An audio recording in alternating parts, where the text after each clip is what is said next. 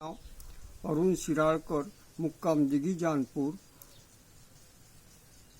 तालुका दर्यापूर, जिल्हा अमरावती। आज 3 जानेवारी सावित्रीबाई फुले यांचा जन्मदिवस। सावित्रीबाई फुले यांनी स्त्री जातीला शिक्षणाची वाट मोकळी करून दिली, म्हणून आज सर्व क्षेत्रात स्त्रियांचे कार्य अफाट आहे। जर सावित्रीबाई फुले जर जन्माला आली नसती तर स्त्री ही आजपर्यंत म्हणजे घरातच राहिली असती, कारण सावित्रीबाई फुलेचे कार्य अफाट आहे। म्हणतात ना, संतांच्या विभूती जगाच्या कल्याणा, संतांचा विभूती दे कष्टविती परोपकारे, पण स्त्रियांच्या कल्याणा सावित्री विभूती देह कष्टविला परोपकारे। म्हणून माझ्या कवितेतून मी तिचे कार्य म्हणजे सांगत आहे।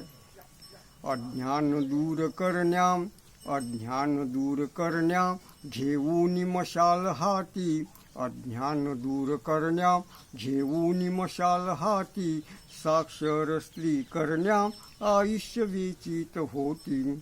अज्ञान दूर करण्या, घेऊन मशाल हाती, साक्षर स्त्री करण्या, आयुष्य वेचित होती। पतीची होती आज्ञा, पतीची होती आज्ञा, मानून श्री प्रमाण, पतीची होती आज्ञा, मानून श्री प्रमाण, ऐकून दूषणेही झेलिले अंगिशेन, ऐकून दूषणेही झेलिले अंगिशेन। निश्चय अढळ होता, निश्चय अढळ होता, तीळ मात्र ढळत नव्हती, साक्षर स्त्री करण्या, आयुष्य वेचित होती। मनूच्या विरोधात, मनूच्या विरोधात, मनूच्या विरोधात, पाऊल टाकूनिया, आघात झेली सारे, लेखनीती चालुनिया। मनूच्या विरोधात, मनूच्या विरोधात, पाऊल टाकूनिया, आघात झेली सारे, लेखनीती चालुनिया। नवे अवतार सरस्वतीचा, नवे अवतार सरस्वतीचा, सरस्वतीच खुद्द होती, साक्षर स्त्री करण्या, आयुष्य वेचित होती।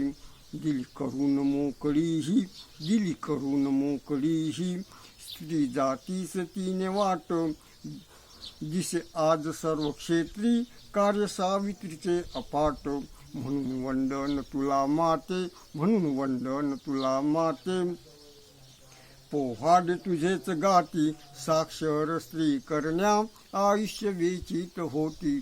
माझा हा व्हिडिओ जर तुम्हाला आवडला असल्यास तुम्ही याला लाईक करा, शेअर करा आणि बेल